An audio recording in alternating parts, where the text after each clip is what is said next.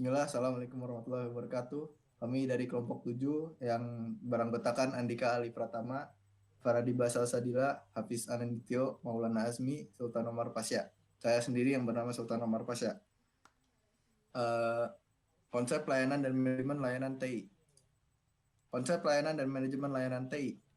Mengidentifikasi layanan TI. Manajemen layanan TI dilakukan oleh penyedia layanan TI melalui kombinasi yang tepat dari teknologi, manusia, proses, dan informasi. Penyedia layanan TI sekarang harus mempertimbangkan kualitas layanan yang mereka berikan dan fokus pada hubungan dengan pelanggan. Teknologi informasi dan komunikasi masa kini dianggap sebagai sebuah infrastruktur bisnis. Pertimbangannya adalah bahwa tidak ada usaha dewasa ini yang dapat sukses mendunia tanpa dibantu dengan dukungan teknologi. Keberadaan teknologi, informasi, dan kemungkinan dan komunikasi tidak lagi dianggap sebagai sebuah supporting function, namun sudah bergeser menjadi firm infrastruktur atau yang kerap disebut sebagai business services. Siklus hidup layanan proses, fungsi, dan peran. Proses. Suatu proses adalah serangkaian kegiatan terstruktur yang dirancang untuk mencapai tujuan tertentu. Suatu proses mengambil satu atau lebih input yang ditentukan dan mengubahnya menjadi output yang ditentukan. Karakteristik proses. Suatu proses mengubah kumpulan data, informasi, dan pengetahuan yang ditentukan ke dalam hasil yang diinginkan, menggunakan umpan balik sebagai mekanisme pembelajaran untuk proses perbaikan. Fungsi. Suatu tim atau sekelompok orang dan alat yang digunakan untuk melakukan satu atau lebih kegiatan, contoh service desk atau IT operation. Peran. Peran didefinisikan dalam suatu proses atau fungsi. Sebagaimana dinyatakan sebelumnya, harus ada satu peran yang bertanggung jawab untuk setiap tugas atau proses tertentu. ITIL menganjurkan bahwa 4 peran genetik harus didefinisikan. Proses owner bertanggung jawab untuk memastikan bahwa semua kegiatan dalam suatu proses dilakukan. Proses manajer bertanggung jawab untuk manajemen operasional suatu proses.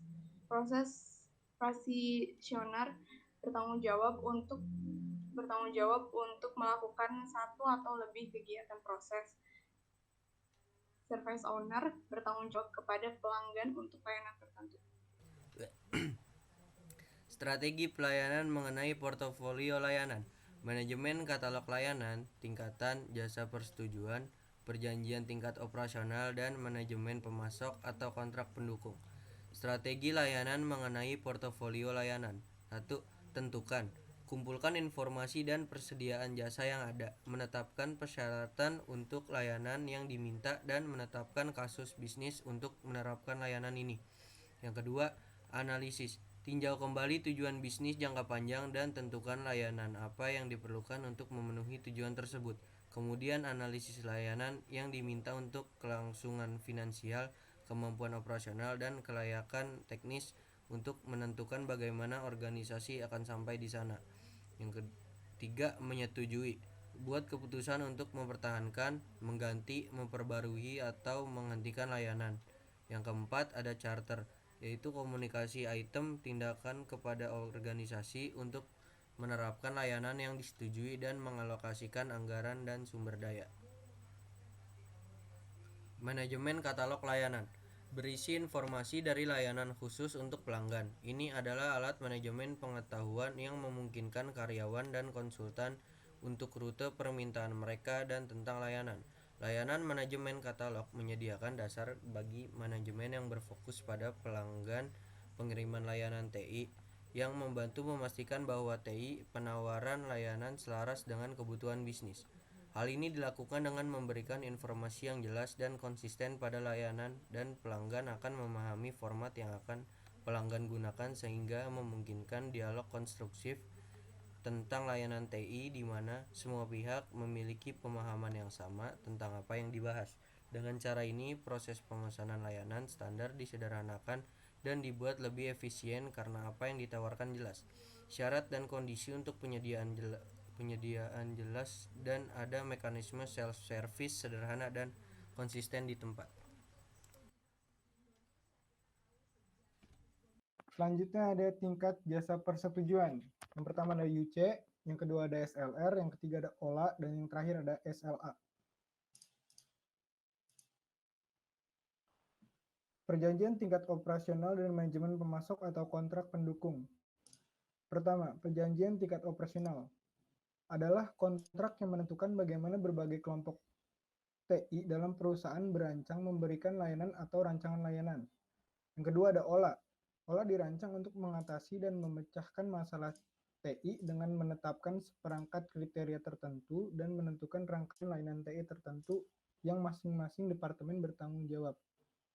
Selanjutnya ada Service Level Agreement, digunakan untuk di banyak perusahaan saat mendiskusikan kesepakatan antara dua kelompok internal.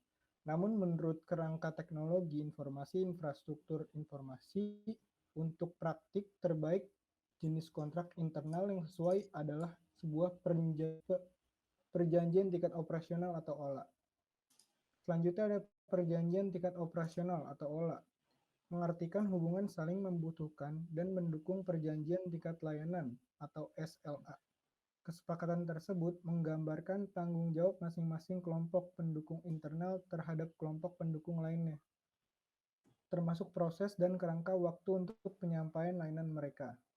Yang terakhir ada perjanjian tingkat operasional atau OLA, antara penyedia layanan untuk menyimpan hubungan kerja dan waktu respon atau respon time, serta solution time untuk mendukung nama layanan dari katalog layanan atau di tempat lain. Sekian dari presentasi kelompok kami, kurang lebihnya mohon maaf. Wassalamualaikum warahmatullahi wabarakatuh.